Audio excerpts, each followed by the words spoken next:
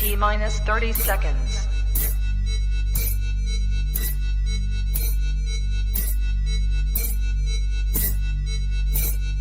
T minus 20 seconds.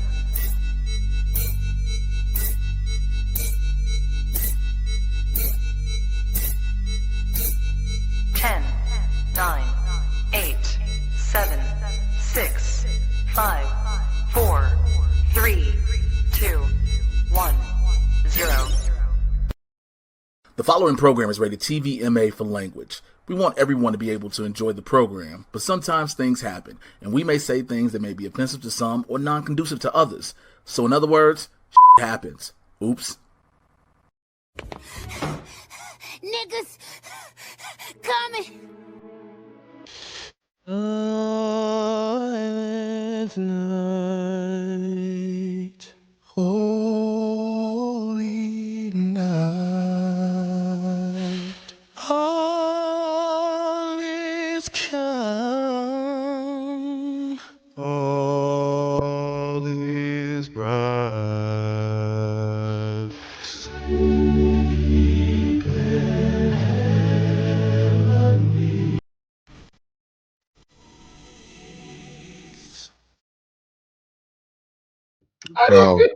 When I watched it, I didn't get that far. Bro, you didn't get that far? Oh, you should have seen the whole thing. And I was about to say that might be the blackest thing that Matt has ever done. Shout out to Matt Thomas for our Christmas special intro. Welcome to Blerds in the Hood, man. I am the swaggy Blerd, Winston A. Marshall. I'm an emotional resident supervillain, Mr. J. Washington. So if you're watching this right now, just because of travel and shows and things going on, we were not able to do a live show, but that doesn't mean we were going to leave you hanging on Christmas Eve. You know, we had to be up here in the mug. Play us for the family. They can play us for the family to see. The whole family, people with their family, and they be like, yo, I watch this every week. You should watch it. So then I shouldn't do this. Well, I mean, beside that, there's a whole segment we're gonna do. I mean, that's gonna really tell it even more. Really wanna. Once there's a segment that starts off the show, they're gonna see it's gonna be somebody's white grandmama like, oh my god, did he really say that? I mean, to the point where like, I'm gonna be with my fiance's family. I'm not showing them the show. That's not happening. That's just not gonna be a thing. So Winston's fiance is white. For those who don't know. Her family is whiter, so this is gonna be beautiful. Not so whiter, whiter. Not with the hard R, Jay. What's that? Harder. So it's gonna be beautiful. Thank you as always, each and every week, to everyone who watches us, who watches the replays, who listens to the podcast, everything, man, who comments, who hits us up on the social media. Again, follow the social media of the show. We got the Blerds in the Hood Instagram. We're working on a Blerds in the Hood TikTok and everything. So we need you all to do that. Everyone that has helped the subscriber numbers on the YouTube channel grow up, people who are watching on Twitch, all of those things, we truly appreciate you. And for those who are new to this, and that's still listen, some black people be shocked when they see the show. They're like, I didn't know it was this level of niggatry. And we like, sometimes it gets way higher. And what gets me is every time my mom watches it, I go, Ma, you know, we don't really hold back. It's not that bad. You make it in every time. Oh, y'all gotta say nigga so damn much. Like, because I can see your mama do this. Do you gotta say it so much? Like every black mama clutches her pearls like this. Like, do you gotta say it so? Right. But you know, I think there, like I said, there is so much that we are grateful for and thankful for all y'all. Clearly, our start of the show is not in this thing, so I'm going to switch over to regular Blerds because we can't start the show without that one because it's in that one because it's there. But yeah, so again, Merry Christmas, Happy Hanukkah, everything to you guys. Happy like Kwanzaa. Happy Kwanzaa is gonna start. If you're watching it the day after Christmas. Yeah, man, it's just we wanted to make sure you guys had an episode. We've been back on a regular schedule.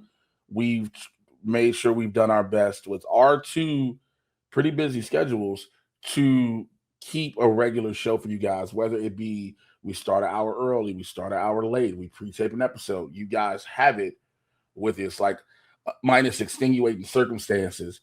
You know, we're here. So All of that is the normal stuff. And again, y'all can do if you want to do the holiday blessings and donations, all that stuff, that still applies. 1000%. Streamlabs.com/Blerds in the Hood /tip. Streamlabs.com/Blerds in the Hood /tip. Or if you send it via Cash App or Venmo, What's Cash App? Cash App, yes, Cash App or Venmo. It's the same as you see down below. Or you can check the description. It's all there. And any like messages or questions that are left on the next episode, we will be sure to be able to cover all of that. Which, speaking of which, might as well go ahead and tease it again right now. Next episode of Blerds in the Hood, which will air on New Year's Eve. Again, I will let you know ahead of time. It will be pre-taped. However, it's because we are doing another episode of Blerds Gonna Feud. It is the holiday edition. You don't want to miss it. So be sure to be back here next Wednesday, New Year's Eve. Check it out while you're getting ready to go to your parties and all that. Are we coming together on New Year's Eve? I mean, yeah, you're coming to Tia's, aren't you? Yeah, okay. Yeah, so you'll be fine. But to that point, since we have people, both Matt and Amaru, who are on the East Coast, it will already be so late that it didn't make sense. They're going to be out doing stuff. So we're pre-taping that for the same kind of reason. I'm sorry. That was petty. Matt'll probably have a party. He'll be out there in the snow. So, he'll be doing the Buckeyes are playing, motherfucker. Oh, okay. So Matt ain't gonna be doing shit is what you're saying. And Stranger Things. I'm gonna be at the bar watching the Buckeyes game. That's Matt ain't gonna be doing shit is what you're saying. I just want to say, we always give Matt shit because again, we love Matt. This is true. That was the whitest Matt Thomas has ever sound. Hey, the fucking Buckeyes are playing, guys. Bro, he did a full flip. He started off by playing that extra black intro of Blerds in the Hood, and then went to extra one. Hey, buddy, pal, I'm gonna be watching Buckeyes tomorrow. How dare you? How dare you? I felt your finger come through the camera. How dare you? You're like, oh shit. But nonetheless, with that being said, Mr. Winston A. Marshall. My nigga. A nigga moment. Man. Nigga. My nigga. What you been doing? Just trying to get to the end of this stretch. I've been on a crazy run right now the last 2 to 3 weeks. Obviously I had my birthday, which was great, but like in that time, license expiring, so I had to go and get that renewed, trying to make whatever amount of money that I possibly could, just because, as we've talked about, the industry slows down to a creeping halt once you hit right after Thanksgiving. Each week it's less and less work to actually obtain. So I have been picking up any hours I can with the day job. I've been picking up side gigs. I've been doing everything that I possibly can so I can try and produce Christmas presents and buy airplane tickets and all this shit, man. And it has been stressing me out. The only thing that made it worse is the fact that, like, today, as we're recording this, I feel like my stomach is trying to kill me. I literally feel like somebody had like the little alien, the little xenomorph. It's about to pop out of my stomach. Oh yeah, pop out. Yeah, the xenomorph. And the messed up part is, as soon as we're done here, I have to race to run 1 or 2 errands, and I got to go to the airport. So then I got to fly with my stomach acting like this, which is a nightmare, because the fact that there is like pressure, I'm really afraid that once we hit altitudes, that I really am going to have a problem. So yeah, I'm not happy about it. Hey, I like to say for the record, I want to make sure for everybody's going, Jay, shit. Listen, I know, but he about to shit. So here's what I'm saying. We're going to need video. Video of what? I need Chris in the video. You walking through TSA, holding your stomach, because I know you ain't going to make it. For the moment you put on the seatbelt. You are a terrible human. Can we just say, this is the second episode in a month where this motherfucker is having stomach issues. He's pregnant. Now, listen. I mean, that's real funny coming from you two big ass niggas, but okay. Hey, first of all, let me. I know. I myself don't even come at me. This nigga Matt won't even put himself on camera. He did say something. Hold on. We all know I'm not on camera, just so I'm not fucking up the screen real quick. Okay. And secondly,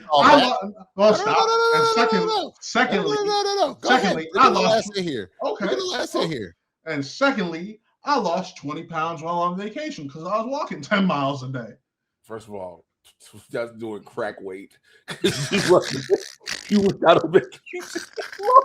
I was at a theme park. You walking all the time. Hey, nigga, you was gone for 3-4 days. I was gone for a week, bro. But yeah, I dropped that water weight quick. Plus, I've changed my eating habits, so that's helped also. I mean, that's the main thing. That's the main thing. It's always about the eating habits, bro. It is, but nigga, that is funny that you were definitely gone for like 3 days. If you lost 25 pounds, I don't. Did you take your backpack off? Like, what are we talking about? Like 5 days, and I lost 20 pounds because I was just fucking nonstop walking. So now my question is, do you normally walk? Like what's happening? Yeah, but there's a difference walking at 85-degree weather compared to 30-degree weather. I'm just giving you a hard time. Like, the wildest shit to ask a nigga, hey, do you normally walk? The one who actually has to walk nonstop at work gets asked, does he walk? Stop making me laugh. Please. Please, it hurts.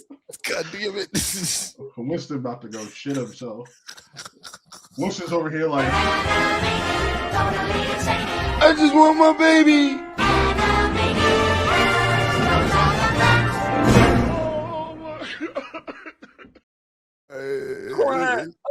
Quit.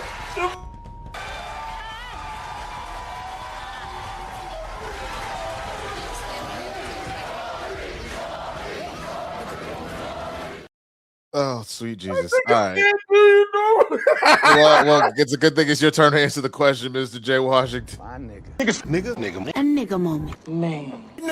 My nigga. What you been doing?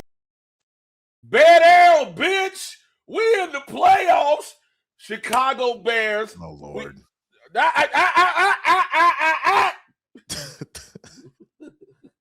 It's about time. No. It's about time. It's about time. Year one of the Ben Johnson era has us in the playoffs. We run the North. We beat Green Bay. Bitch, we live it. Okay? I'm so happy for you. needed the quarterback to get knocked out in the first quarter, though, and still barely beat.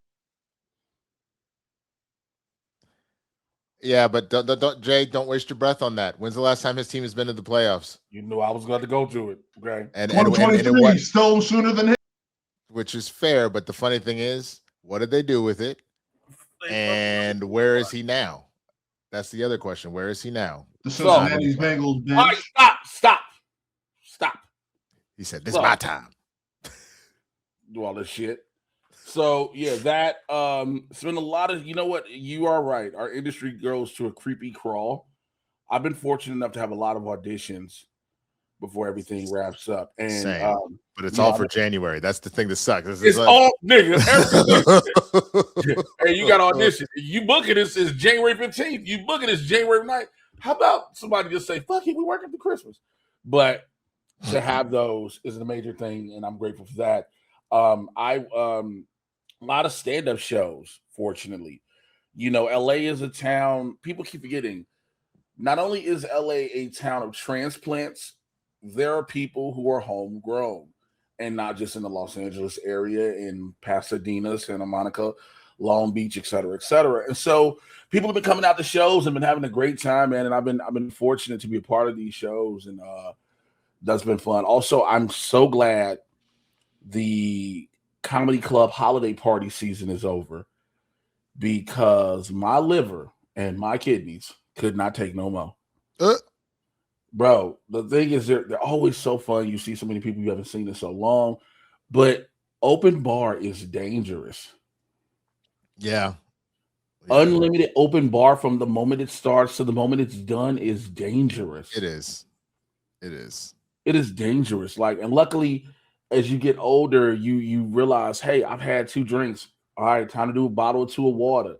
I've had 2 more drinks. Time to do 3 bottles of water. Or let me do a bottle of water and throw in this pack of liquid IV, stuff like that. So it's those different things, you know. But again, fun times all about. Still in the gym, man. Again, hit my new personal best. I don't know if I told y'all, I've been bench pressing again, and if you can't tell, 425 on the bench, 335 on the incline, which was like, everybody's like, yo, And I'm like, no. And then I had to realize, why am I able to do it? Because I'm stressed because it's the holidays. I feel bad. I'm gonna be honest. I feel a little bit. I guess I should come on screen for this. Yeah, you should now. I feel a little bad for any of the ladies that you are laying down because, nigga, now you out here like Superman. Everything is like cardboard. I have to hold back at all times, like, because otherwise you will literally break somebody in half. Here's the thing I've learned: there are women back who off screen.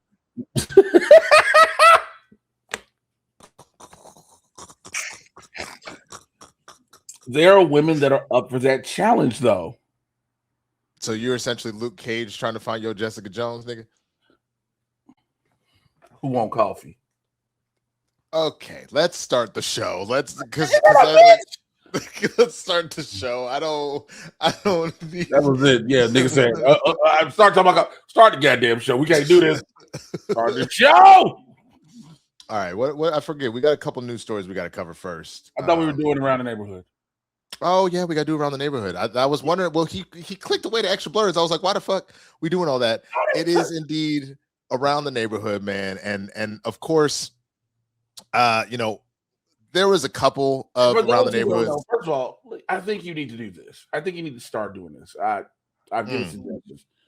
Let people know what the hell around the neighborhood is. You have a good point. I mean, we've talked about this. You'll see in January we're gonna start tweaking a few things here and there. But around the neighborhood is essentially all the stuff that's been happening on the internet. Whether it's people been sending it to us, I found it, Jay found it, Matt found it. These are just videos that. And why is there current amount scrolling on the thing and we don't have any amounts of anything? That's a great question. I didn't do that. I'm gonna ask the guy in the chair what had happened. Y'all left that one running from last show, so because you had the banner going, we transferred over to the extra Blerds. I see. Okay. All right. That being said, all the videos that happen on the internet, we keep an eye out for them, and so in this case, we've got a few. The first is there is a news anchor who is thicker than a snicker, and people have been writing all sorts of comments about her. Oh, the white chick? Yeah. So, yo, nigga, go ahead. Yeah. All right. So here we go.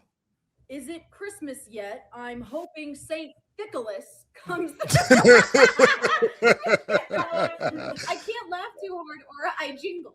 How am I supposed to sneak down the chimney wearing this? It's beginning to look a lot like Thickmas everywhere you go.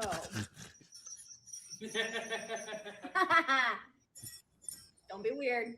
Merry Thickmas. Because I do celebrate Thickmas. That would be 365. 365. Old Saint Thick. Old Saint Thick, bro. That's good.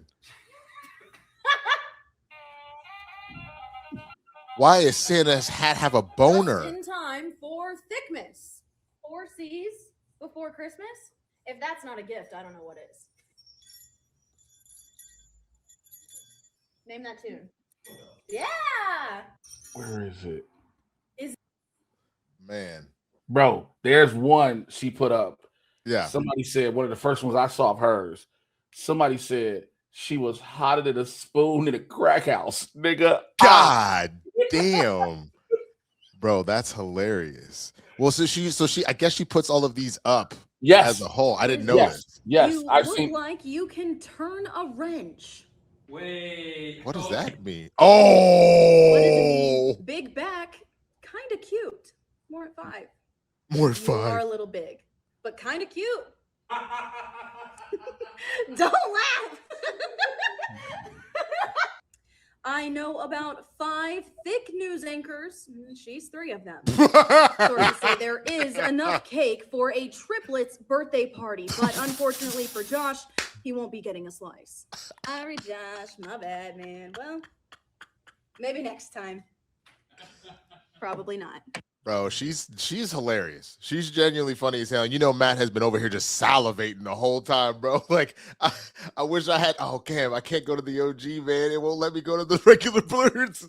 Can you? I am so happy and grateful that the Lord has blessed me to play in some snow. Yes, I know, but there's a much better one that probably works here. Oh, here we go. Because like for Matt, the whole time he was watching that, I'm just thinking to myself, Yeah, that brother's starving. Yes, sir, brother. It's like that brother is starving.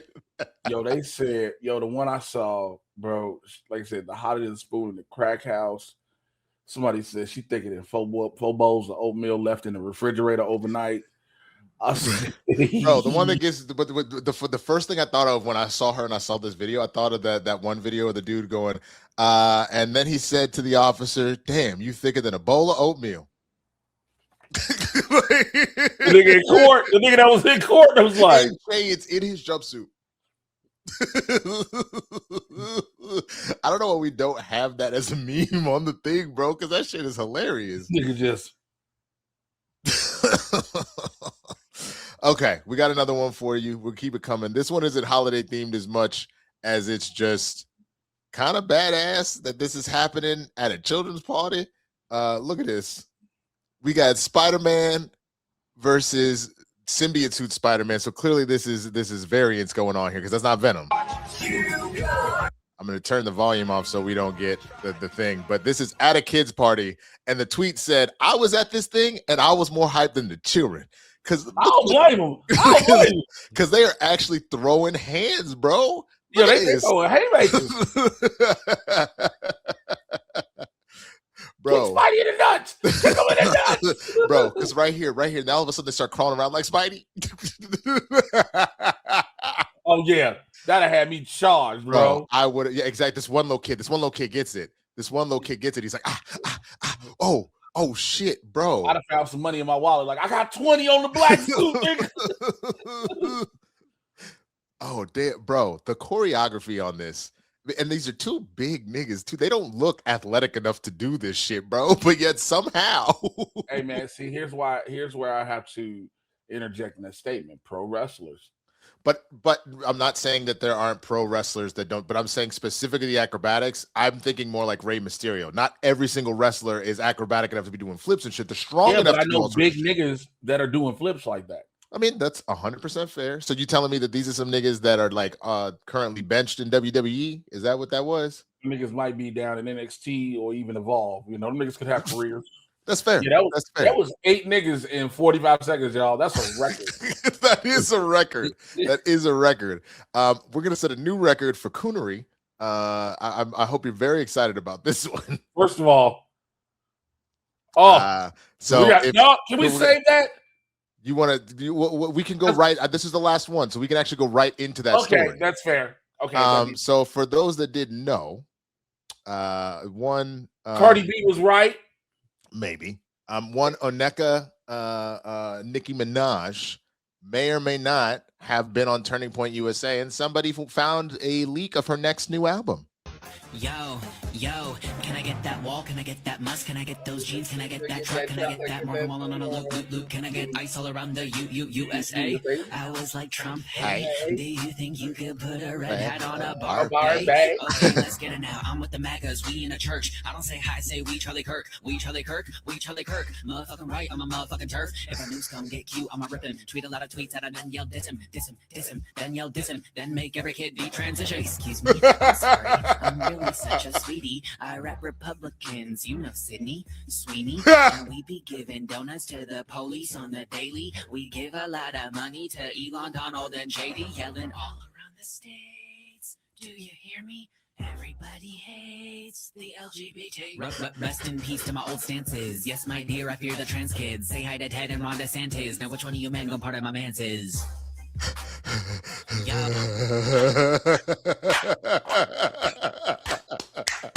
So all I gotta say to that, real talk, where is it? Why is nothing where it's supposed to be? It feels like shit got moved. It does feel like shit got moved. Why did we go away from this? It should be sitting right. Where the fuck is yes, sir? Yes, sir should be. It's there. Things got shifted down a little. Yes, sir. This nigga spitting. Damn, nigga. So here's the deal. They stuck by each other, and then it's going away. So it'll be back in the spot after today. Okay.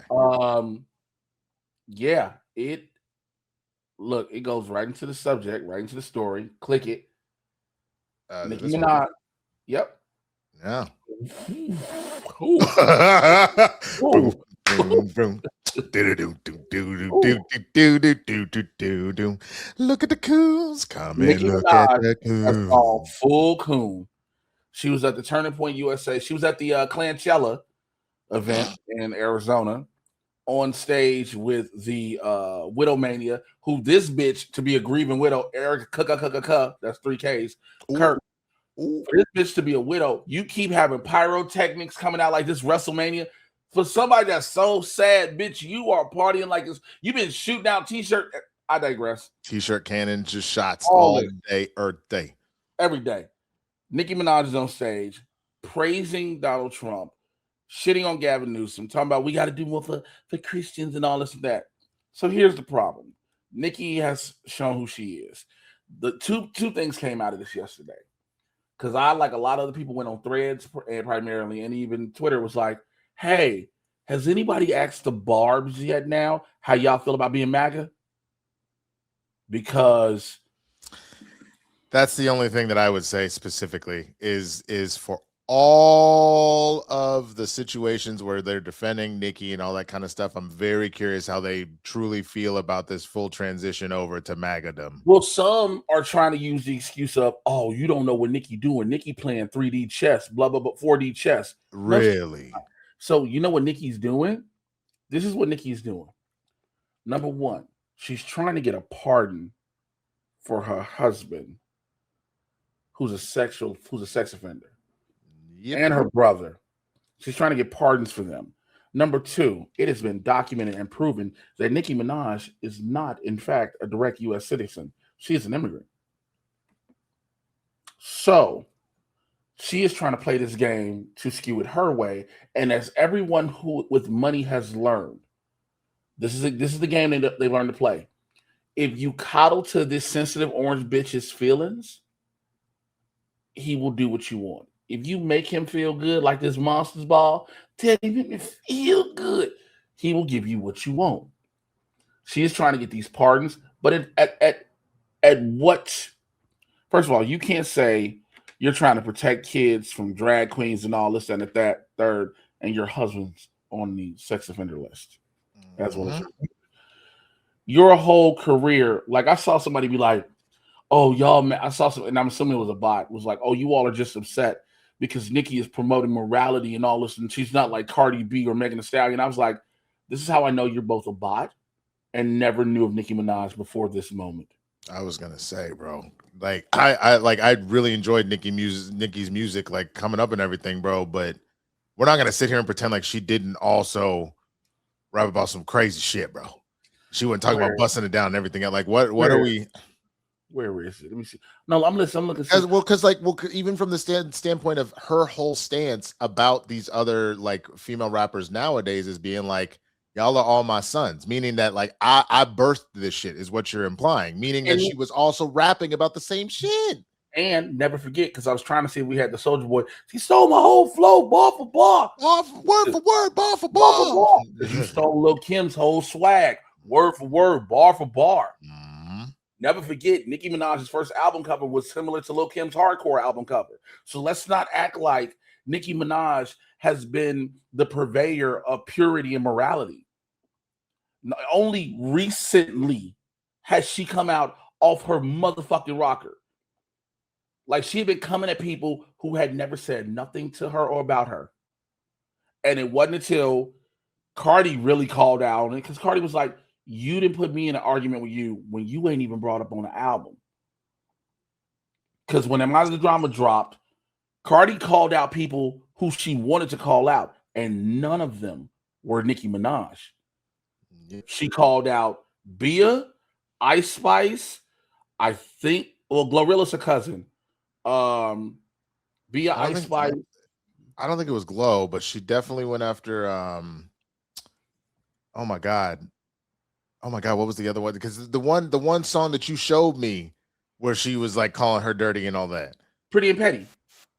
Yeah. That's Bia. That's the one she goes after. Oh, it was about Bia. Okay. It's directly to Bia. And she says it. The bitch starts out the song, name 5 Bia songs, gun pointed to your head. Bow, you're dead. because that's in there. I mean, shit, she even called out her ex-husband / baby daddy, bro, by putting a song specifically for Stephon Diggs. A song. Nick, Cardi got 3 songs about her fucked up marriage to Offset. Oh, no, I know, but I feel like the ultimate diss song was putting a whole new track about a nigga that's blowing your back out now and put twins in you. Nigga, if I was Offset, I would offset myself. I'd have been on suicide watch. That's what I'm saying. I would have offset myself. You couldn't. I know they say men are so emotional. You goddamn right. In that moment, I know. So first of all, if I know I'm a lousy nigga, and I've tried to make it seem like I'm not a lousy nigga, because that's what Offset did. He was a lousy nigga. Cardi says he's cheated repeatedly. She gave him multiple chances, and he kept doing it. You're a lousy nigga, right? Yep. But then she meets another dude. Of course, y'all divorced. She gonna meet somebody else. And not only does she get pregnant and she finna be with this nigga, she makes a song about how this nigga is hitting the bottom of it. She make a song about how when he's on top of her, he hitting it with his chain with the Jesus piece, hitting her in the forehead. Nigga, I got the bitch. You didn't need to go into that much. That was meant to hurt him. That was specifically to hurt him. That was to hurt him. To say his Jesus piece, the Lord be hitting a bitch in the head. That is you know what that feels like? That feels like the song Blame Game that Kanye put on where he had Chris Rock, where he told you to put them Jimmy Choos on. Yeezy Tom. Like it feels like it's intentionally meant.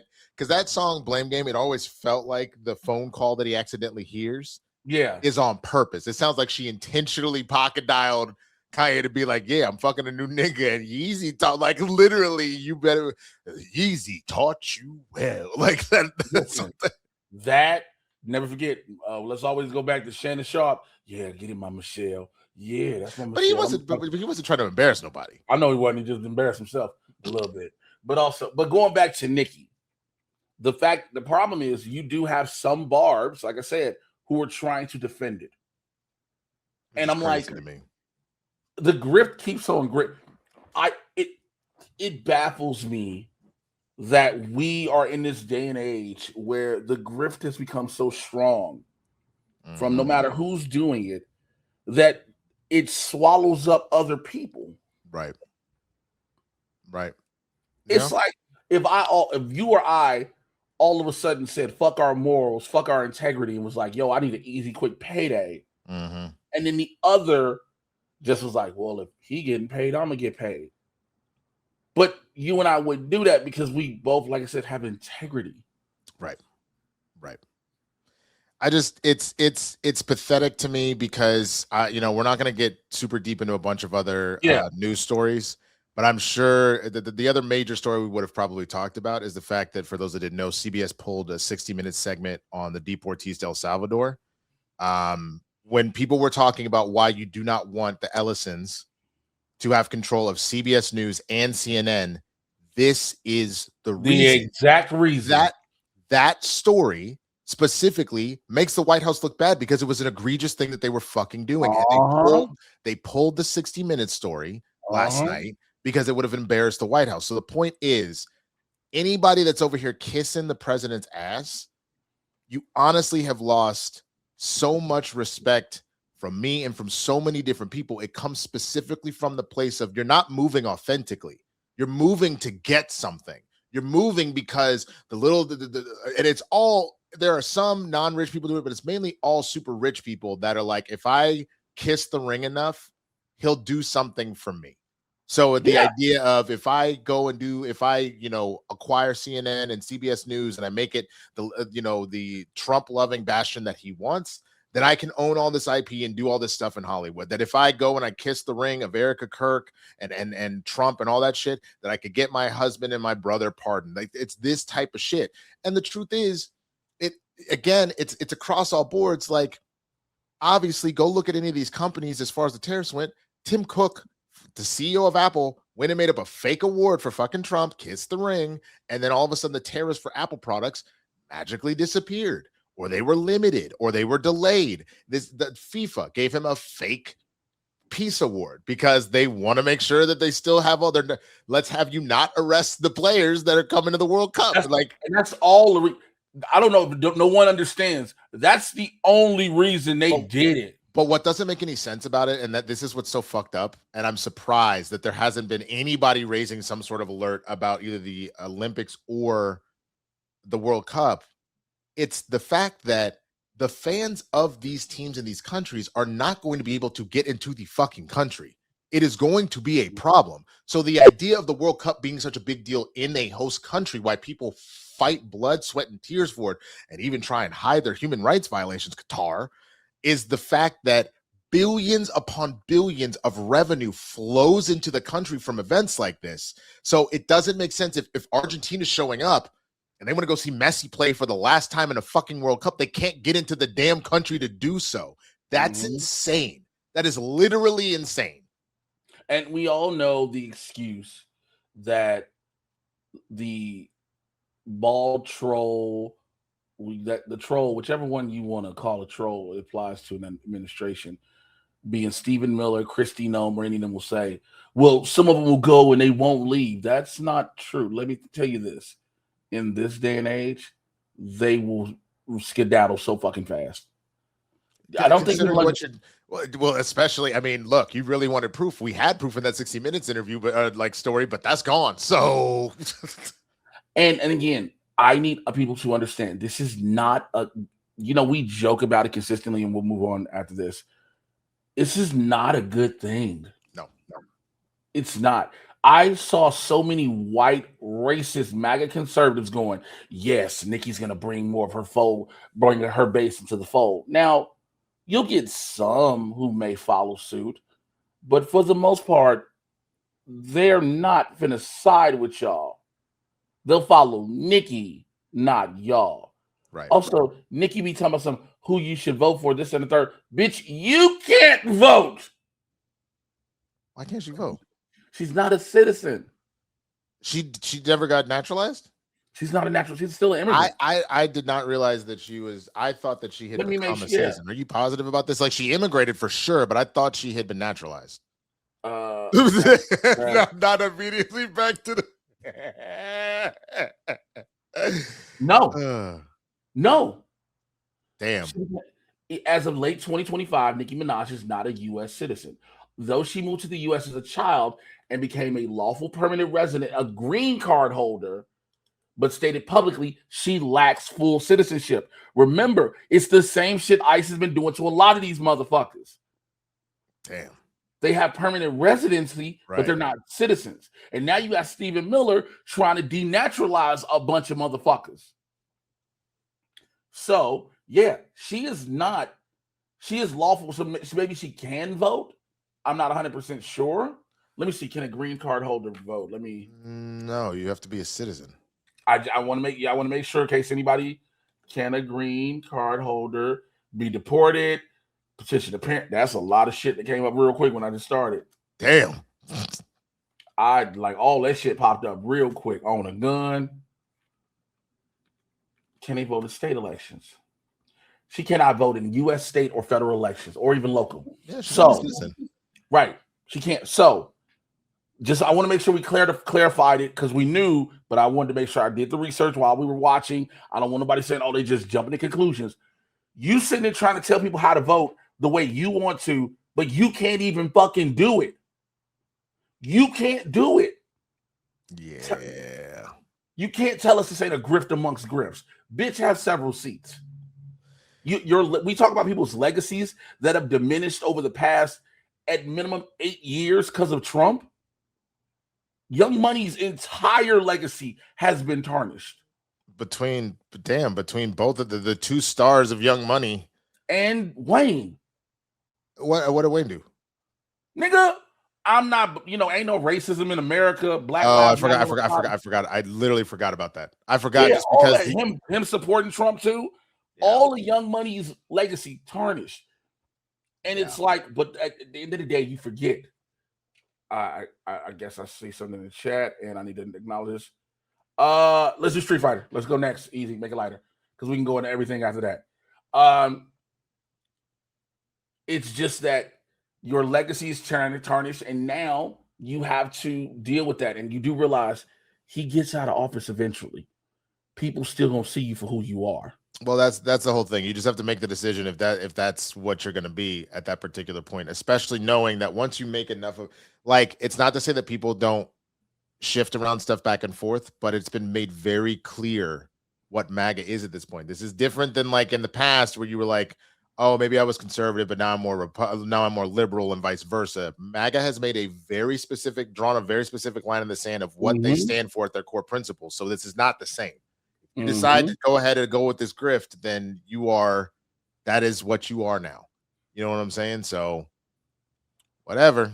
It is what it is, man. Let's move on, though. I'm tired. Yeah, let's move on, man. We didn't talk about it last week when it dropped during the Game Awards. A teaser trailer of a Street Fighter came out, man, and I liked it. First of all, it has the soundtrack to Punk Tactics, which has a lot of Beastie Boy feel to it, but it looks, Andrew Koji is Ryu. Is it Ryu or Ryu? Ryu. Okay. Here's the thing. Growing up, it was Ryu. Guile. Yeah, because you can't read. You're illiterate. Yo.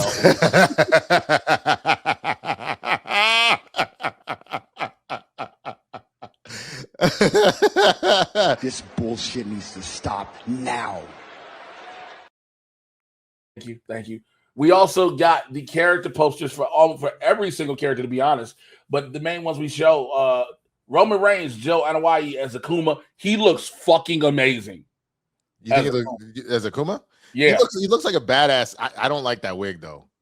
That's not a wig. That's this nigga's hair. Then I don't like what they did with his hair. They should have put just colored it red. Yeah, just don't. That everything else, like he does look like a complete badass. That the way they did his hair, I'm not. That's the one thing about him. They didn't have to put a wig on him. It's just his hair. So we saw 50 Cent's Balrog in there. We saw Mel Johnson's Cammy. We see Kalina Liang as Chun-Li, which these two niggas. Can you take it down for a second? Can you take it down for a second? Take it down. When I say these two Negroes, Matt Thomas and Winston A. Marshall. Yeah. They have been complaining. Now, this is going to separate the room. This is going to divide the crowd. This is going to separate the neighborhood. It may cause arguments or whatever, and we jokingly say that. Because you don't see her thighs. I mean, it's a couple things. Let me go ahead Real and quick. educate You see her thighs clearly in this, and they are chicken legs. They are chicken legs. I mean, there's a couple things. First of all, this is the OG outfit right here. Look, she ain't got the little puff balls. That ain't on there. You see how my lady is built out here, Miss Chung-Li? Like literally the thick thighs saving lives. It is a video game. Crushing lives. Yes, it's a video game adaptation. So I would love to know why we aren't adapting the game as is. Also, Andrew Schultz, why this nigga out here, Dan Hibiki, in a damn suit? Dan was in his own pink gi, nigga. First of all, what the fuck? I think Dan Hibiki is out of here early. I think we got a lot of people. I was going to bring him up. I think we got a lot of people that are casting this that are, because the tournament is, so this is actually about the tournament. Right. Just for people to understand. The original movie we had back in the 90s was not about the World Warrior tournament. This is the tournament itself. Okay. I mean, now that I see what they're doing, there is an outfit of Dan's where he is wearing kind of like a vest suit thing. So this is, I guess, what they're going with. Okay. So now, but again, yes. But now, even with that being said, it's Andrew Schultz, and I get it. But it's a functional fucking pink suit. Come on, man. Y'all gotta chill, bro. That's I love the E Honda and Zangief and Dawson. Yep. I love all. The one we didn't see was Jason Momoa as Blanca. But it was another photo, and I don't dislike it. I think it's pretty good, all things considered. Like, also, I think it's good. I kept saying this. Go back to Blanca real quick, please. Go back and please click on the picture. I would like to say this to everyone who was. Oh man, Blanca, you were talking about a green nigga with orange hair. Yes, you're talking about electricity with shackles on his ankles. Yes, you're talking about a Brazilian dude that has been experimented on and essentially has turned into the Beast from Beauty and the Beast, but with electricity powers. That I think is correct. This is interesting with the Cody Rhodes, like because they got his hair, they got it like for some reason, and that's the only problem with it being a 2D game and shit. The hair is correct, but for some reason it looks wrong. And I'm not saying it looks wrong as in like whatever. I'm just like, man, that looks seeing what it looks like in real life. It just looks goofy as shit. That's exactly what the hair looks like in real life. I don't know why anybody thought the hair, the guile hair. She's so small. She's so small. And see, you bring up the guile hair. They'll give him that, but they won't put some prosthetic legs on that motherfucker. Give her some prosthetic thighs. First of all, I know. Listen, okay. Heavenly Father, be with me as I say these words. And bring it back to what we were talking about, because Winston and I'm just repeating Winston's words at this point. He and I have been in agreement on this. I'm also very curious to see how David Desmalchin does, because I love him as an actor, but I'm just like, I wonder if he's going the Raul Julia route. If he's going the Raul Julia route, I'm so fine with it. Yeah, I'm curious where this is going. I also want to know what Eric Andre is doing in here. He's Don Sabat. He's basically like a commentator. Right. Here's your updates of the World Warrior tournament and things like that. Right. I mean, Mel looks great as Cammy. She looks absolutely fine great. as shit. Yeah, she is. Julie, she's a world-renowned martial artist. She was just in the last season of Cobra Kai also. Yes. Yeah, she was. And then but here's my thing. You just said prosthetic thighs, my nigga. I didn't say that. He took it too far. I know. You said that in the group chat. I will pull that back up if I have Pull it up. Show me somewhere I said anybody know goddamn. Hey, hold on for a second. For you say I'm pulling up shit out of group chats. Hold on. Very specific things. That's very specific things. Very specific things. It's the guile hair again. No one is ever expected to see a nigga with hair like this in real life. Even Kid from Kid Play's hair was pushed in, right? Mm-hmm. So of course, when you see the you know what? I know what's bothering me about the Akuma hair. Let me pull this back up. This is why, and I knew there was something that was throwing me off, because he has that like kind of top knot thing going where he has like here. Let me show this. So Akuma normally has almost like kind of Super Saiyan hair on the outer edge, and then this top knot. Versus if you go over to what they kind of did with him, they just kind of let his shit just kind of fall down. Like it looks like they started to do the top knot, but they weren't really able to get it. The way they got good Samoan hair. You can't manage that in the Super Saiyan mode. I mean, but it's close. You know that's Turtle Island, my nigga, versus being all the way in the main parts of the city with Central City and all that shit, bro. Like, fair. I think E Honda, the dude who's an actual pro wrestler, right? He looks amazing. He's a pro wrestler. He's a sumo wrestler. He's an actual pro wrestler, I think. Oh, I mean, I just figured you would have got an actual sumo wrestler, since that's what E Honda is supposed to be. I mean, he's big enough. You can do either. No, that's what I'm saying. I'm just surprised that they didn't go that route to get a sumo wrestler. That's all. Let me look him up. Hiroki. He probably is. Hiroki Goto. Oh damn, this dude is jacked. Wait a minute. They put a fat suit on him. Yeah. Oh, I didn't understand that. But then again, I guess it's because he's an actor, and so like probably went and they got like a good fighter that is also like an actor. But I'm just genuinely surprised they didn't get a sumo wrestler. Like I'm sure there are sumo wrestlers that act as well. I'm sure he's gonna be great, but I'm just surprised by that. That's all. Let me ask this question to y'all real quick, because this brings up a good point. How do you feel about there was so much controversy? Was it 3 years ago with the whale? With Brendan Fraser? Yeah. How do you guys feel about the fat suit? I mean, in general. It doesn't, like, my whole thing is it doesn't necessarily bother me, but especially because as far as him as an actor, like he had put on a significant amount of weight, so they just took it to the next level. But there was a certain level of stuff that I felt like he kind of understood. You know what I'm saying? Well, I'm just saying in general with actors, not even just in this situation, but like in multiple different roles. I know what you're saying, where they're playing outside their scope. So like, for example, my boy Colton Dunn played Garrett on Superstore, and his character was in a wheelchair. So then there are people that would go and be like, oh, well, why did you get like a real actor? Yeah. Like, And again, I think to that point, having that discussion, I think that the whole point of acting is supposed to be able to place like people outside of your scope and to be able to embody that experience. You would obviously hope if you can get somebody that has had that lived experience to have them do it. But I think the whole point of it is that an actor should be able to do that. I think the only exception to that rule really, because of like the history of blackface and everything else, like that is please race. say it. Please say the only exception when it comes to race. It's specifically race because how most of the time when that happens, now you're just talking about pure blown stereotypes and nothing else. Yes. So I say all that to say that, like, again, I'm not saying that somebody didn't need to be a sumo wrestler to do it. I'm just surprised when you're having a situation where it is a fighting movie with a sumo wrestler. There are plenty of sumo wrestlers, and I guarantee you there's some of them that are actors. Again, this dude may have been the best person for the job, in which case it is what it is. I think that's the thing too, because again, we're talking the tournament, right? Sure. That's what this is. So again, in the trailer, in the little teaser that was dropped, Ken and Ryu are actually fighting each other at one point. Right. Ryu fights Akuma. Ken is in his boxing thing in the ring.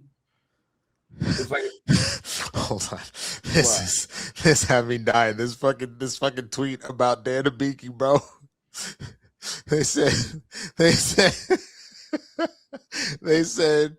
these two go together like peanut butter and peanut allergies.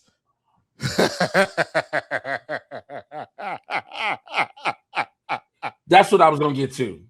I think Schultz, as well as certain other people, are there for name value alone. Probably. And again, because this is the tournament, they're gone. Right. Like they get their scene and then they're gone. Like I think because Vega's in it, Vega fights Guile that we see, if I'm not mistaken. Is it Vega and Guile, Matt, or do you remember? That do what? In the trailer, that's fighting. I think it's Vega and Guile. So I don't think Guile stays around too long. Reason being, you're not really caring about Guile as a character like that. Yes, Jean-Claude Van Damme did his best to make us care about him, but we also knew he was on cocaine the whole fucking movie. He was high on cocaine. But I think Vega, because Orville Peck, who he is as an artist, you want to keep him around a little bit more. So it's like you're trying to use his name value to push it. So I think that is a big thing. Also, it's a lot of times, look, people can, like I said, people can hate on Andrew Schultz, and I understand why we hate on Andrew Schultz. But that man's name value brings a lot to that movie screen. People going to buy tickets. It sucks. It absolutely sucks as a whole. But it's the nature of the beast in which we're in. Bro, I don't know about you, but I've auditioned for roles or I've talked to casting directors where I could have been in for other roles, but I didn't have enough of a social media following. Legit. People don't understand. That is a thing now where when we sit here and say on these shows, you know, Winston is on so many different things. I pop up everywhere, you know, different places. We're always saying, follow us. We would love for you to interact, but the numbers are what matter. Because again, these are how people are getting rolled. You think 50 Cent is going to be around that whole fucking movie? The only reason a decent amount is because Balrog is supposed to be one of like the henchmen of M. Bison. So I think just from the standpoint, which Street Fighter are they doing this off? Is it 6? That's a good. Go ahead, Matt. He's got his hand raised. He probably. I don't know if you saw me just waving at me. I'm like, come on. Yeah. You talk about followers affecting acting. It's affecting criticism too. There are critics who are getting the boot from actual like studios. Bro. Premieres don't even happen. One run by a mouse specifically, who, if you don't have 100,000 followers, you cannot get into their screenings anymore unless you're a part of a critics association. Yep. Yeah. Now they're using. Did you ever see that? I don't know if you put it on around the neighborhood one time or it was just in general, where there's a TikTok, YouTube, Instagram video about all these influencers at a screening for a movie that none of them have anything to do with. What do you mean? It's a TikTok sketch. It's a sketch. It's all these influencers. They go to a screening, and they're all on the red carpet taking pictures, doing everything. And they're like, "Hey, so what are you doing here?" They're like, "Well, they just told me to come here." They're like, "What part do you have in the movie?" I'm not in the movie. How are you associated? I'm not associated with the movie. it's things like that are happening now. That's actually hilarious, but also incredibly accurate and infuriating at the same time. It's accurate as shit. I remember when I went to the Spider-Man Across the Spider-Verse premiere. I will never forget.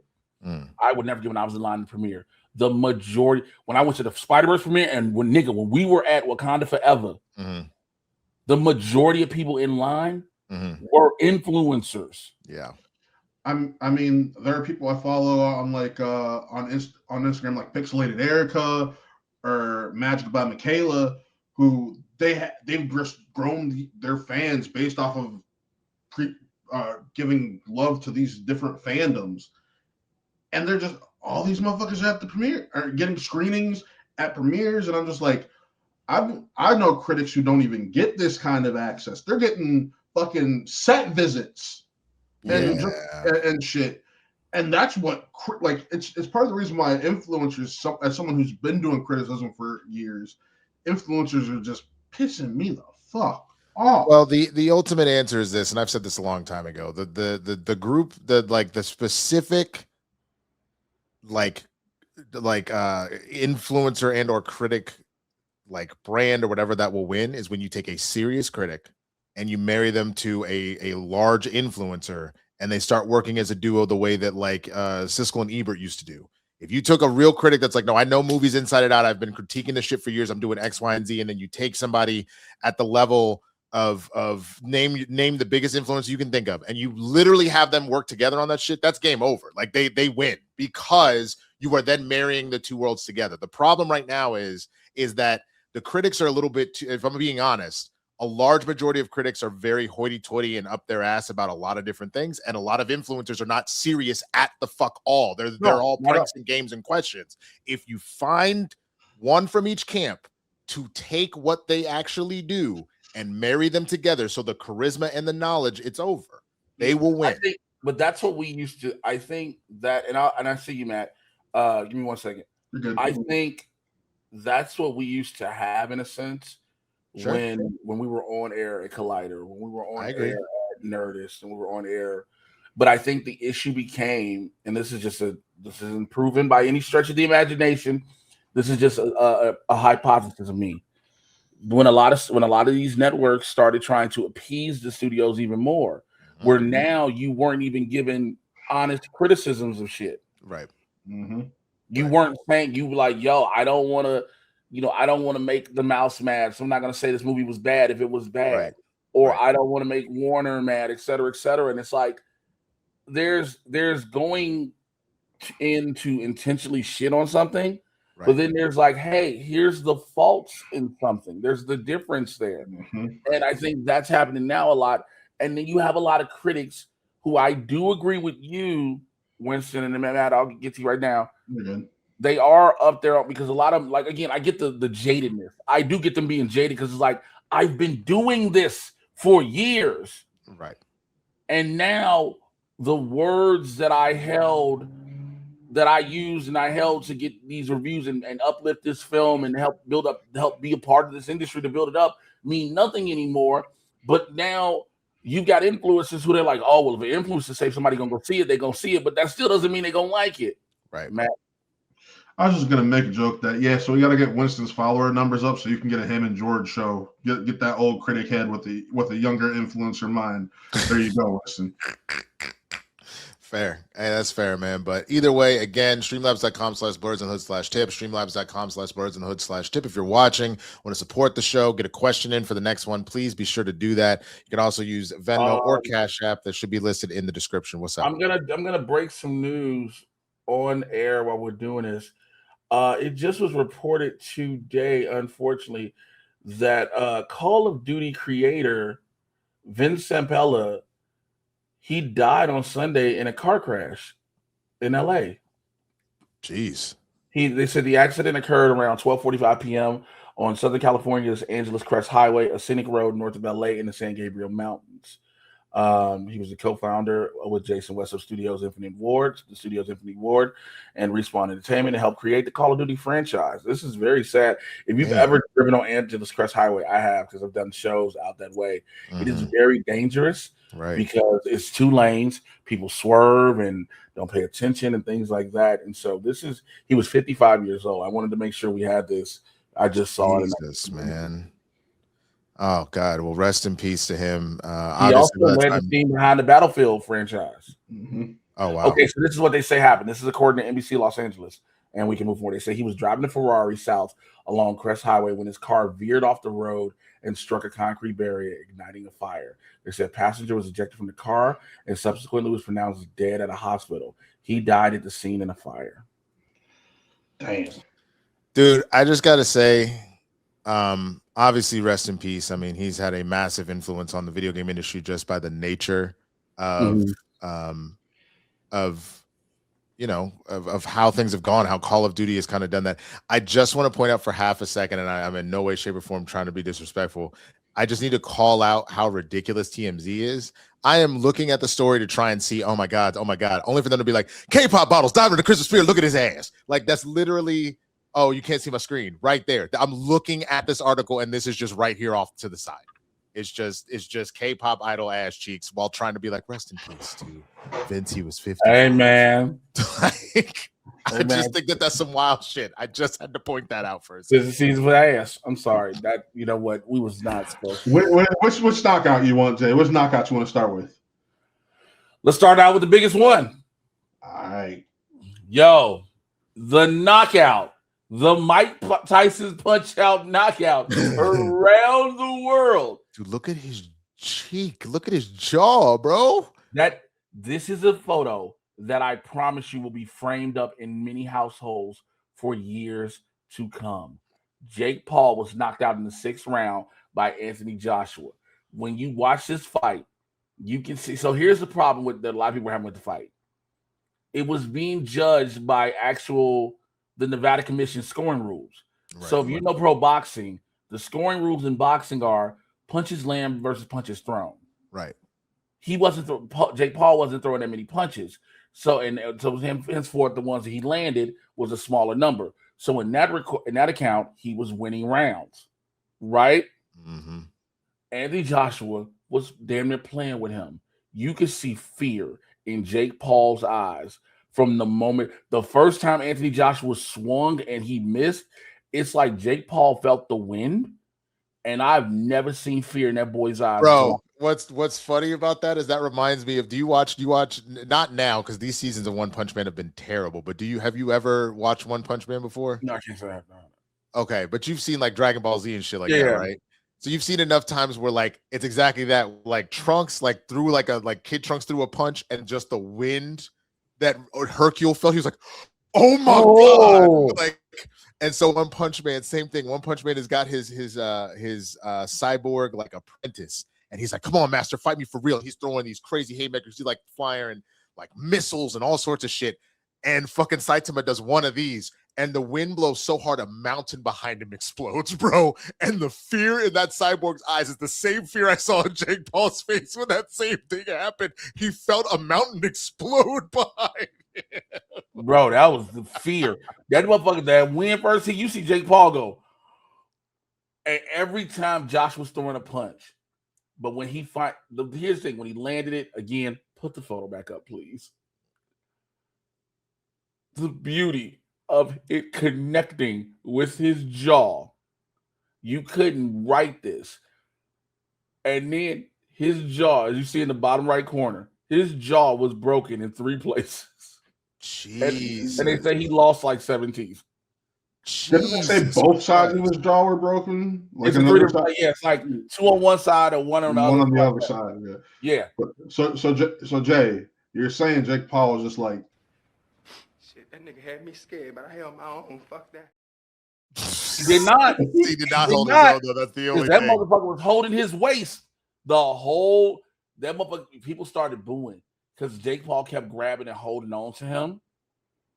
And at one point, it was like, all right, we know what this is. But we talked about this previously. We talked about this off air. I hope this is the end of the Jake Paul boxing career. I hope so. Because all of Jake Paul's previous fights, this proves to you Mike Tyson took a dive. Because I believe Mike Tyson could have still knocked his ass out.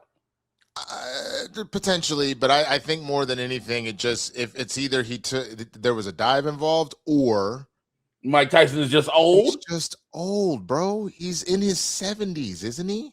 60s. But even in his 60s, Jake Paul is still a 20-something in his prime. He may not be a professional boxer to the level of like people that made that their entire career, but he's still well enough that he had been seriously 59. training. Mike Tyson's 59. So, but even then, 59 in boxing years after all the hits you've taken and all the stuff that your body's been through is ancient. Yeah. Like, so let's that to me is really what was going on, is because you saw plenty of times Tyson was just gassed during that fight. You know what I'm saying? He was okay the first round or two, and then he was just gassed, because to that point, boxing is a young man's game.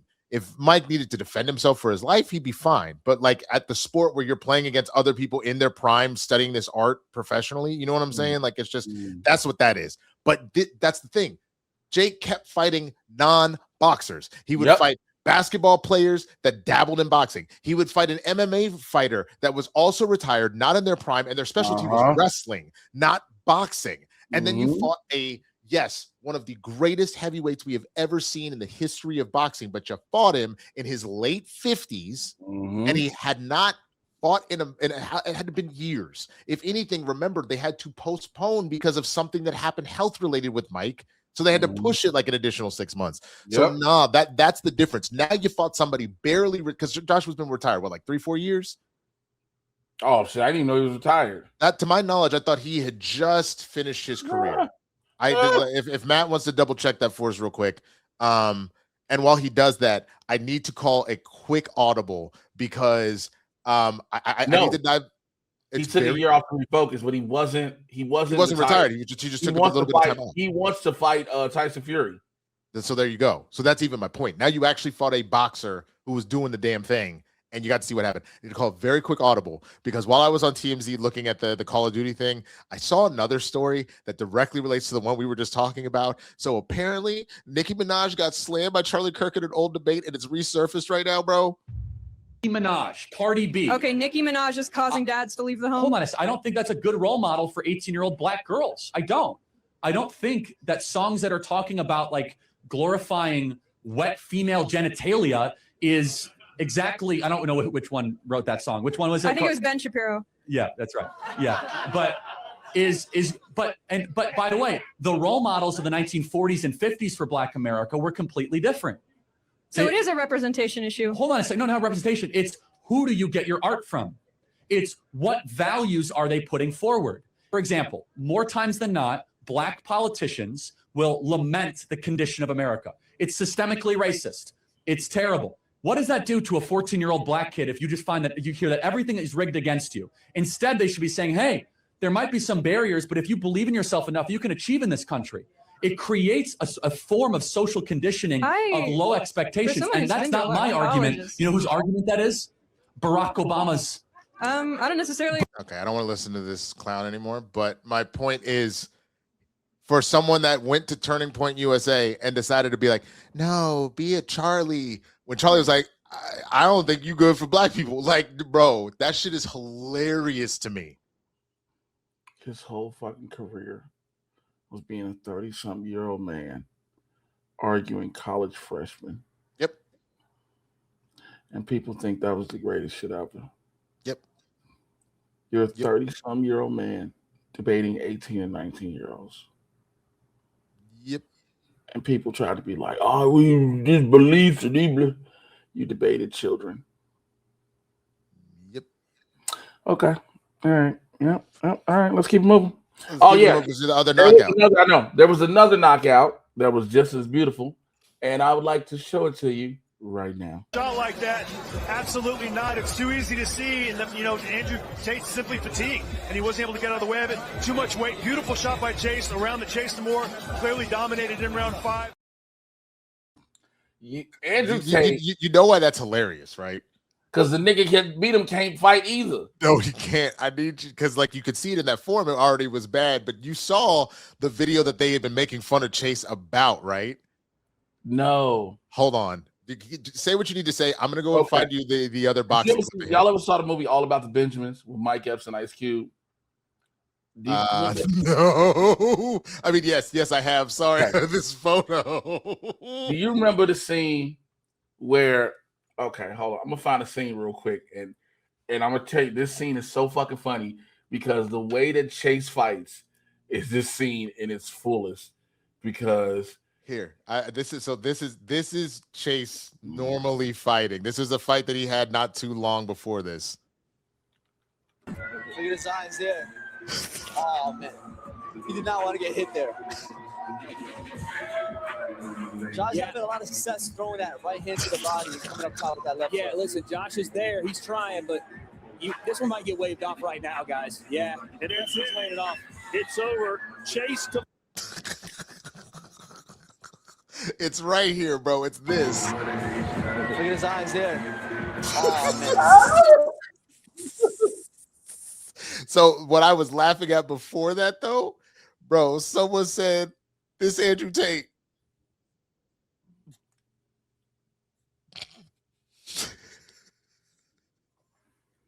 Come on, fam. Come on, fam. 2 iconic losses in 24 hours. 2 of the biggest. Yo, everybody was like, nature is healing.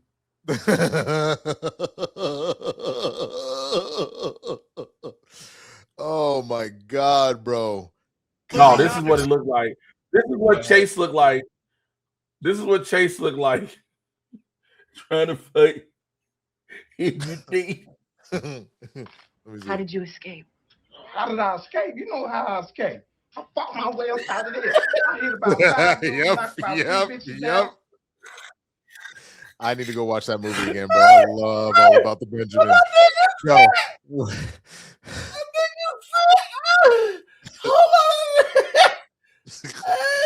Bro, you know what that reminds me of? You remember the Chappelle Show sketch, the deleted sketches where they had the Don King Friday night sissy fight? Friday night sissy fights. Whatever, fat ass. How did I escape? You know how I escaped. I fought my way up out of there. Dude, the what was it? It was like, this scale must be broke. Whatever. Cheetah.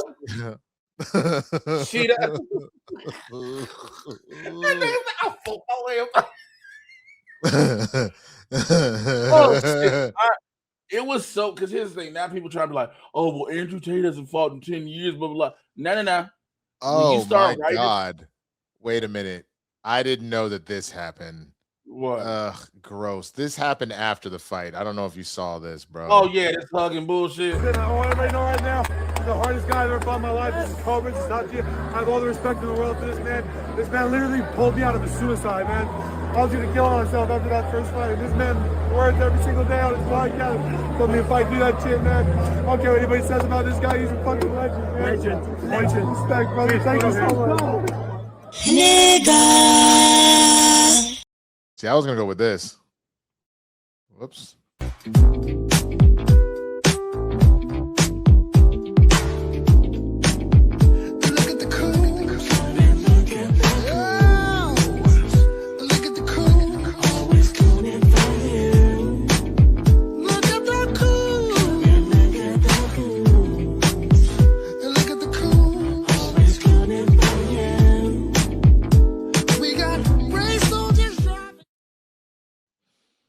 Nigga, he put me out of a suit.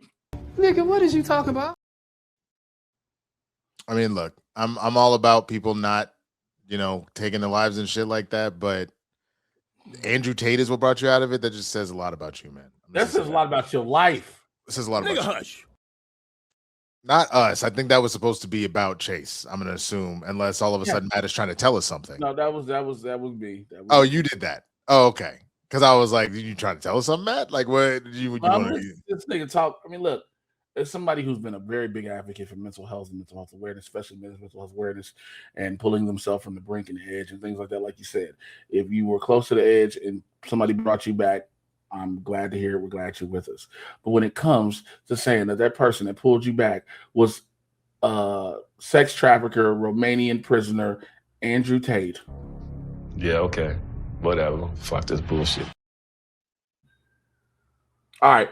So let's roll up to next. The one thing we really wanted to do, because it's Christmas Eve, you guys are watching again, Merry Christmas. The biggest thing we've got to do, we got something that was planned and we don't know what it is. Our guy in the chair has it set. Roll it.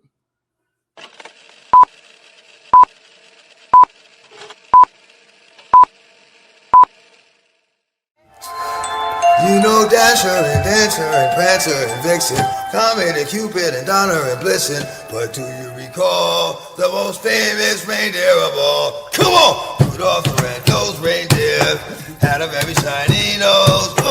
And if you ever saw him, you would even say it close. Come on, come on! All of the other reindeer, you should never call him this. Come on. They never let poor Rudolph join the reindeer games. It was foggy Christmas Eve. Santa came to say, "Come on, oh Rudolph, with your nose so bright, won't you guide my sleigh tonight, nigga?" Sorry. All right, let's do it. Let's get her done. You saw the list there. We got one black movie, one white Christmas movie, one non-Christmas holiday movie, one superhero or action Christmas movie, a wild card, a bad holiday movie, and a TV episode Xmas special. All right. So Jay, I'm a generous individual. Would you like to go first or go second and pick twice in a row? I'll go second and pick twice in a row. Okay. Then I will be going first, and I will take the greatest black Christmas movie of all time, Friday After Next. You can't. That's not the greatest black Christmas movie of all time, but all right. Come on, man. I won't let you see the whole thing, but I have so many slashes. Yep, I do too. Just in case. But that is like, look, there are a lot of very, very good black Christmas movies.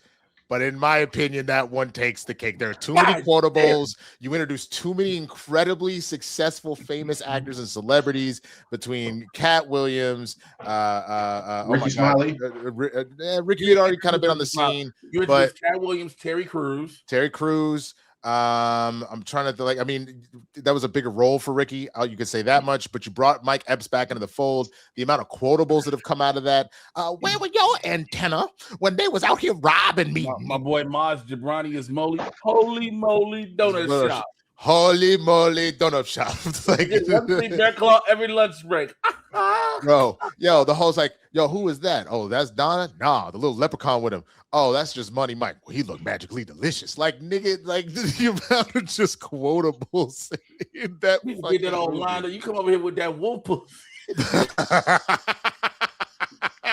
So that is my number one draft pick. Is Friday After Next. Jay, you get to pick two in a row. So by all means, and from now on, it's the 2-2 back and forth. So you got the first dibs on that. So go for it, sir. What category are you taking? I'm gonna go black movie since you already took my shit. Okay, get it out the way. I don't get another black movie. Why would you do that? That seems like a bad strategy. That's false. You got a wild card, sir. Sure. So it's possible I put a black movie in the wild card, but it's up to you.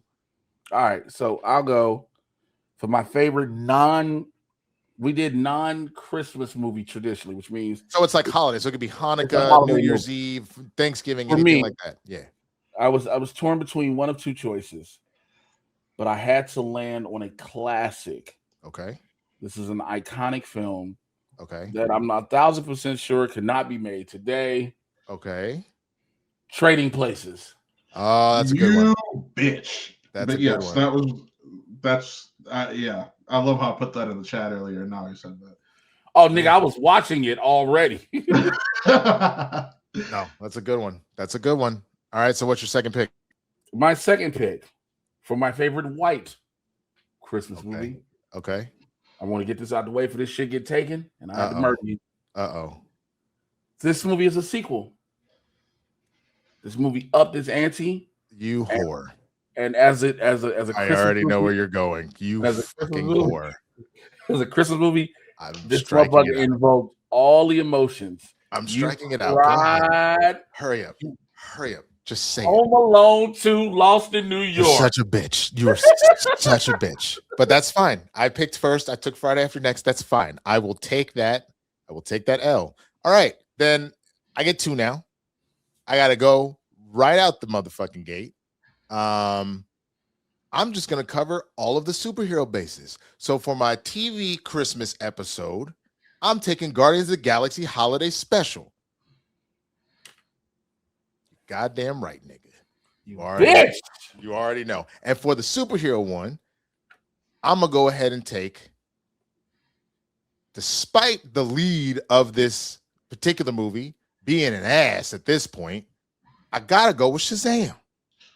That's not the one I thought you were going to take. There's a couple options there, but because I decided to put Guardians at the TV special, I'm going to take Shazam as my superhero action Christmas because that movie is genuinely very good. Which is why which is why the second one being so bad was so disappointing. But it worked its way right into 3. Which is fair. Because he told everybody, Gunn said you need to watch. No, not that. I'm saying Shazam. I said the holiday movie is very good, but Shazam is also very good. It's just depressing. It's a very good movie. That Fury of the Gods was so bad. Yeah, Shazam is a damn good movie. And when I said, and that's what I also meant about the lead of it being an ass. I meant specifically Zachary Levi. So I'm saying those are my 2. I'm taking Guardians for the TV Christmas special, and I'm taking Shazam for the superhero action Christmas special. So your go. All right. So best TV Christmas episode. I was gonna go Guardians. 2 choices again. I know I would have went Guardians for my superhero, but you already took it. Guardians was my superhero category. So I have to go where my heart loves this one because it flipped the game on its head. It is a South Park episode. Oh shit, that's a great episode. Which one? The Woodland Critter. You son of a bitch. Oh my god, nigga. That was my backup choice. Woodland Critter Christmas. Hail Satan. Like, you're like, hey, yo. They're like, we got to kill this mountain lion so we can bring up the Antichrist. What? Bro. You know the Woodland Critters came back in the most recent episode of South Park. I haven't seen the season at all. I have to watch it. Bro, I don't want to tell you why. You need to watch the new episodes because the Woodland Critters came back. Bro, when you found out the motherfuckers like, blood orgy, you're like, hey, yo! What is happening? All right, man. Go ahead. You got one more pick. So that was your... that was my best TV episode. Okay.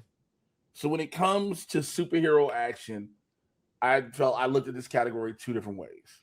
It could be a superhero movie or it can be an action film. And we're talking holiday. A lot of people keep forgetting this is basically a Christmas movie. Die Hard 2, Die Harder. I mean, so is the first Die Hard. Yeah, so the first one. But you like the second one more than the first one. I like the second one more than the first one. Okay. Crazy. Okay. I had another choice, but I might end up using that in my wild card. That's what I'm saying. There's a lot of just stuff in here that can go around. So all right, it's on me. I get 2. Fuck! Oh, I know it's what I should have did. Fuck! Yeah, I think I know which one you should have done too. But hey, go ahead. All right, so I'm gonna go ahead and I'm gonna start off with my bad holiday movie, and it's bad. You are. Fuck. You know, it's bad in the sense it's probably not the same thing, but it's bad in the sense that like if we actually look at it as a movie, it's not great. But I have such fond memories of this movie and all of its bad accents and a comedian that this is one of the last good movies that he put out. I gotta go with none other than the Arnold Schwarzenegger led Jingle All the Way. Nigga, fuck you. And yes, why are you so mad? That is my. I have a Turbo Man. I got that for my 3rd birthday. I love that. I love that movie, but if I'm being honest, I go back and watch it. It's not a good movie, but it doesn't mean it's not enjoyable. There's plenty of bad movies that are enjoyable. Honestly, if I was doing a draft, that was going to be my pick for bad movies. But it's such a cult classic. It's a cult classic. It's a cult classic. That's why they did a re-release of Turbo Man the other year. Speaking of cult classic, I got to go and pick my white movie now, and that means I have to go another comedy legend, and so many legends you didn't realize were in this movie. Julia Louis-Dreyfus. You had Babs, bro. I cannot remember her name. Beverly. What's her name? Oh my God, my brain is shooting it right now. I'll figure it out. But it's the lead. He is a massive asshole. But this movie is hysterical. We watch it every single motherfucking Christmas. I'm going with National Lampoon's Christmas Vacation. Chevy Chase. Yes. Let me tell you what makes this movie, what makes that announcement so bad. Chevy Chase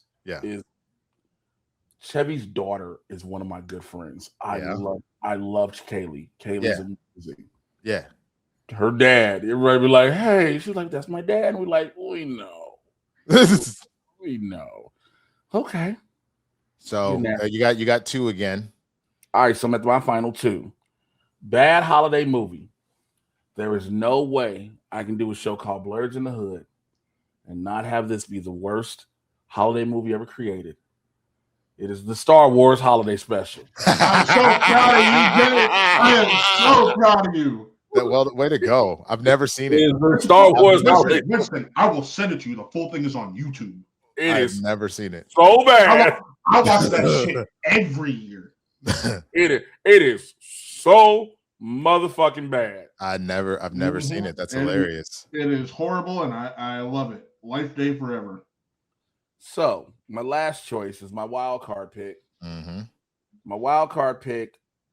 I could have went back to another superhero movie. I could have went to an adult Christmas comedy movie. I could have went a bunch of different ways, and I said, yeah, I'm gonna go adult Christmas comedy. And here's why. Because personally, I've written an adult Christmas comedy movie. Okay. And this movie, I had to give it its props because it is one of the best movies ever. And I can watch this movie not just during the holiday season. I can watch this shit any time of the year and love it and laugh my ass off. Okay. It stars 3 legends in the film game. 4. 2 of them are with us no more. I'm talking Billy Bob Thornton, Tony Fox, John Ritter, Bernie Mac, Bad Santa. That's a good pull. That is a good pull. Very, very good pull. All right. So I got my last 2.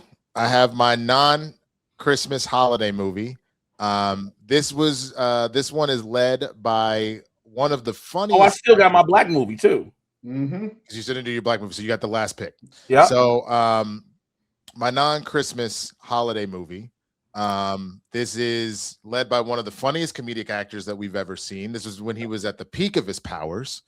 And I don't think the Fanimator watches this over from any of the Christian Harloff stuff, but he would be excited that I decided to put an animated movie in here. I'm going with Adam Sandler's 8 Crazy Nights, bro. That movie is fucking hysterical. It's a good fucking bull. It's very, very funny.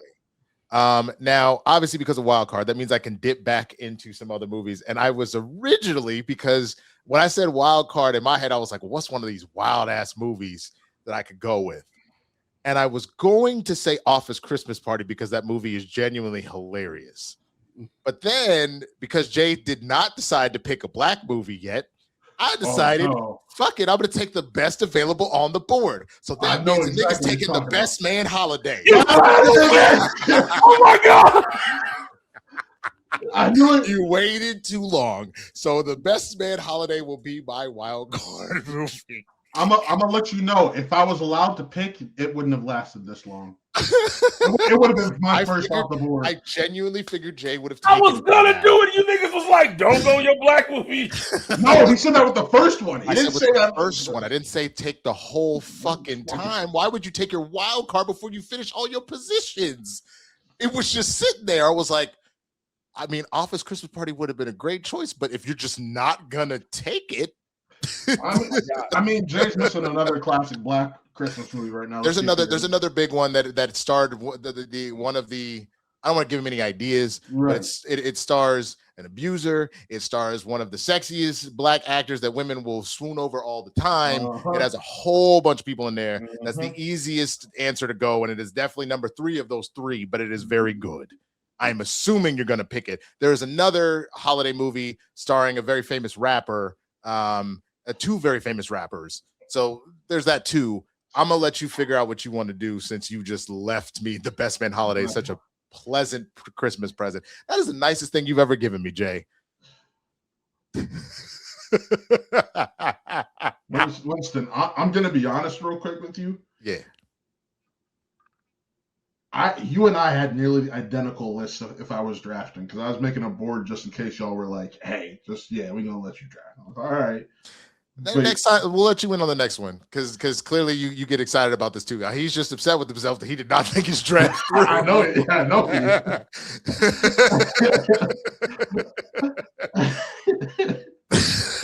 Because like we were kind of going toe for toe, pound for pound until he let me have Best Man Holiday, bro. Because he had some heavy hitters in this hole. He did. It's right here. It's right here. Shouldn't have waited till the last minute. That Woodland Creatures would have been there. It would have because I spent I was good, Brody. Like, God damn it! But it was still there. Everything you laughed, you cried, you eat popcorn with your family in your own community. Somebody broke.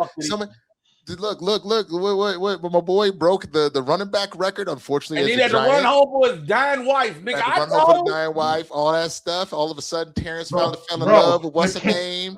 No, they didn't fall in love in that one. That didn't happen until the series. No, I get it, but it was the beginning of it being set up for that. I like that. But no, actually, no, they got married at the end of the movie. What the fuck are you talking about? They didn't. They got married in the series, bro. Because there was another woman at the beginning of things. Yeah, okay. I haven't watched the series. He just said at the ending, he's like, "Your boy's getting married." That's the ending. But that's what it was. That's what it was. But you can't forget the "Can You Stand the Rain" scene, bro. I know, that's why I picked that. I was ready. Well, I need you to pick because I have to go soon. I have to catch a flight, so I need you to pick. So there's only my other option to pick because this lousy bitch. Lousy motherfucker. I have to go. Hang all the mistletoe. I'm gonna get to know you better. It was the only one left, and that's why. This Christmas. Yep. I told you that was the last one left. That was the last one to write about, unless you want to do Medea Christmas, bro. I guess you could have taken that. Yeah. I mean, he could have taken Candy Cane Lane. He could have taken Jingle Jangle. Jingle Jangle would have been personal because Justin's my boy. Right. But I was just stuck. And I know we got to write. Matt, did you write these down? Did you do can you read them off for me, man? I just want to hear it side by side. So for Black movie, Jay picked This Christmas. Winston picked Friday After the Next. For White movie, Jay picked Home Alone 2, Lost in New York. Winston picked National Lampoon's Christmas Vacation. What a shit movie.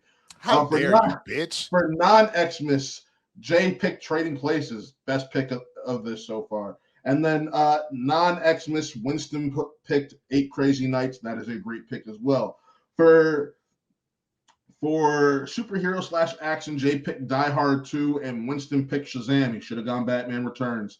It was there, but I had it. I had Batman Returns. It was lower on the list for me because I like the original Batman over Returns personally. Okay, but it's still a better movie than Shazam. It's not true. Shazam is actually a very good movie. What the fuck are we talking about? Not over Batman Returns. Not over Batman Returns. I think it is. For Bad Holiday Special, Jay clearly wins this, but for Bad Holiday, he picked the Star Wars Holiday Special, which is truly bad, and Winston picked Jingle All the Way. For TV Special, Jay picked South Park, The Woodland Creatures Xmas, and Winston picked Guardians of the Galaxy Holiday Special. For Wild Card, Jay picked The Bad Santa, and Winston picked The Best Man Holiday. That is the MVP pick of the draft. Real quick, some things I'd say. Y'all missed for a perfect bad movie. Granted, this is me being whiter than both of y'all. Love Actually, which is that was up there. It was the thought crossed my mind. A wild card I would have suggested was the Ted Lasso Christmas special that has quickly become a holiday classic among some others. And for me, the reason I picked Silent Night up top on the intro was because of this episode of television. It has forever remained one of my go-to episodes to watch at Christmas time. Fresh Prince of Bel-Air. Fresh Prince episode. Yep. It's a very, very good episode for sure. Very good. All right. Well, let us know in the comments, man. Let us know who you think won. Which of these two drafts was better than the other? What was your top steal of the draft? What was the best bargaining? Like all that kind of shit. I'm so curious what y'all think, man. Do we have a Karen? I don't think we did. No, we don't. Not today. That's fine. I think in the spirit of the holiday season, we gonna leave the Karens alone. But you know what? We're not gonna leave alone. We're not gonna leave this alone.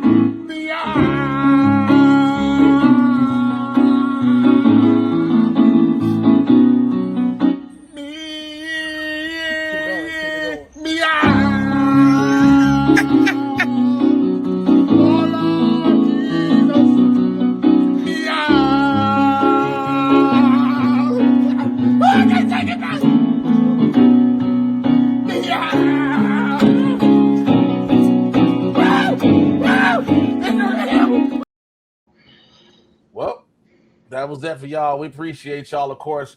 If you want to send in the love again, one last time, streamlabs.com/Blerds-in-the-Hood/tip. You can do the Cash Apps and Venmos. The respective names are down there. Before we get out of here, we want to say personally, Merry Christmas. Matt, what you got going on? This is Christmas Eve. Make it quick. I have just a lot of reviews. My Marty Supreme review is up. My Song Sung Blue review is up. And there's another review that I can't think of off the top of my head. Those are up. Stranger Things final season review will be up on New Year's Eve or New Year's Day. So check those out. And also keep in mind, folks, if you donate, those men will carry the shots over to that next episode. So if you want to get them drunk to start off the next live episode, it's a great idea. Jesus Christ, this man is diabolical. You really, really are, bro. You can find me at the Swaggy Blerd on all platforms, man, especially here on YouTube. My Song Sung Blue review.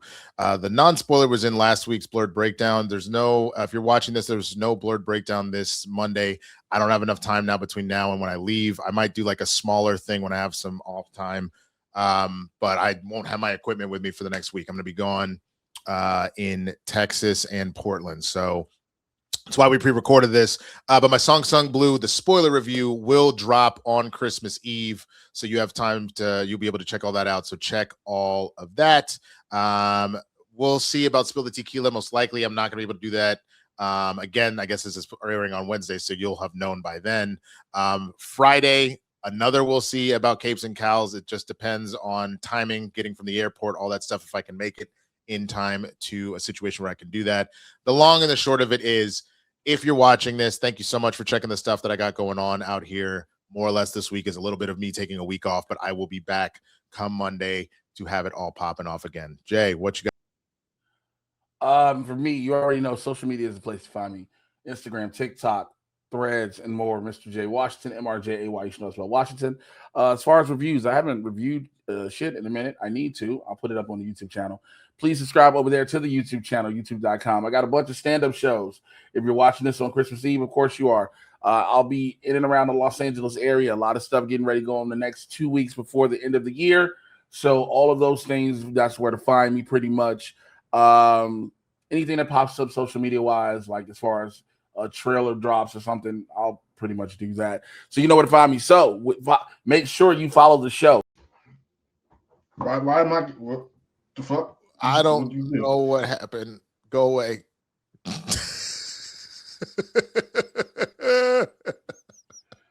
My hands are to myself, so it wasn't me. All right. BLERDS, the letter NTHEHOOD. Find us on Instagram. Make sure you like us over there. Follow us. And if you're watching on YouTube, subscribe to the channel. Follow us over on Twitch as well. We will holler at y'all next week as we get ready to ring y'all into 2026 with another Blerds Gonna Feud. But for now, to you and yours, we wish you a very safe and happy Merry Christmas.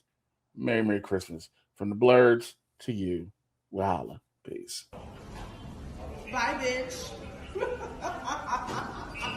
Bye, bitch.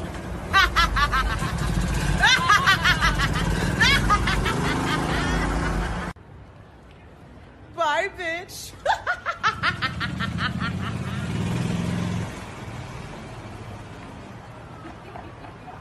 Bye, bitch.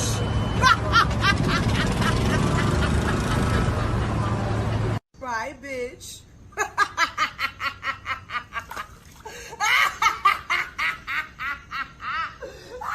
Bye, bitch.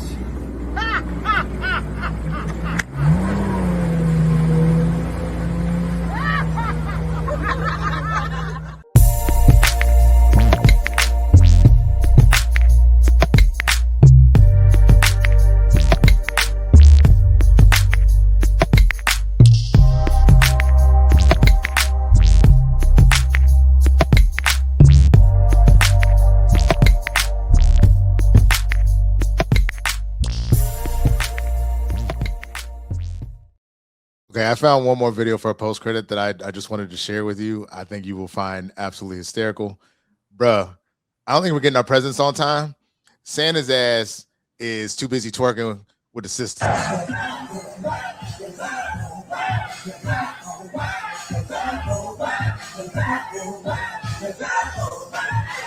Santa's old ass knees barely work, bro.